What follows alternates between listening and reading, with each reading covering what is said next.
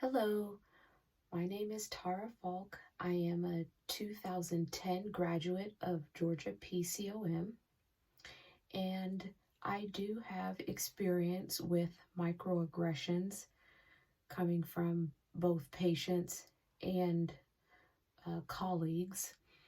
But I do want to talk about one episode in particular when I was a medical student and I entered a patient's room.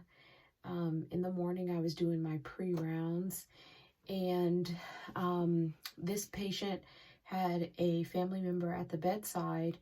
And immediately when I walked in the room, even before I can get in my introduction, the family member was telling me about how this patient didn't like to be stuck in a certain arm, and they just went into great detail, assuming that I was the phlebotomist. And so, you often hear this a lot, where if you're a woman and you enter a patient's room, that you're immediately felt to either be a nurse or a technician or a phlebotomist. I've even been mistaken not as a nutritionist, but the person who actually brings in trays of food. And so you can get that from being a woman, and then you can have additional features or factors when you are a minority and a woman.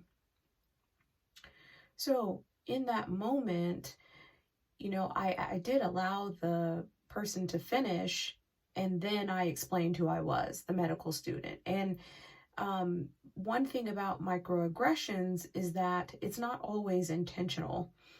And for that, you allow an opportunity, or you have an opportunity to be an educator. And so she, I don't believe, had any ill intention or ill will. And so she was apologetic when I explained to her that I was a medical student. And a lot of times, too, I'll add that you will also get that if you appear to be young. And so I think her response was, "But you look so young." And that's what we left it as.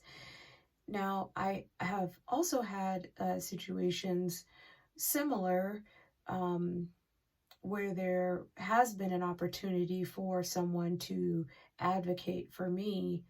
But I would say, in this situation where I was alone, if I did have someone there are opportunities for others to act on your behalf, because sometimes you may not recognize it, again, because it may be something intentional or something that you've heard so many times that you don't care to address. What I have found to be beneficial, or what I think is helpful, is when the other person in the room can recognize it, and maybe if they are of the same race or same sex, they intervene on your behalf, because I think it's better. It's almost as if you feel like you're complaining, or you may be responding, or be felt to be responding too emotional. And when someone else intervenes on your behalf, it's actually, I believe, received better by the person who is the microaggressor.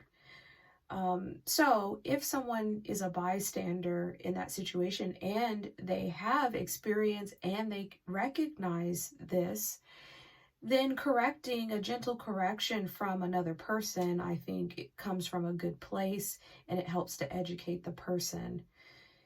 For example, if I walk into a room and I'm the attending of our team, and I am surrounded by white males, which is usually the case, if there is a scenario where a microaggression occurs and one of them speaks up and says something, let's say they don't recognize, the patient doesn't recognize me as the attending, or doesn't, or says something offhand, then if that resident speaks up, I think it is received better. So that's what people can do, is first understand and know about microaggressions, and then speak up on people's behalf if they are in a situation where they are a bystander.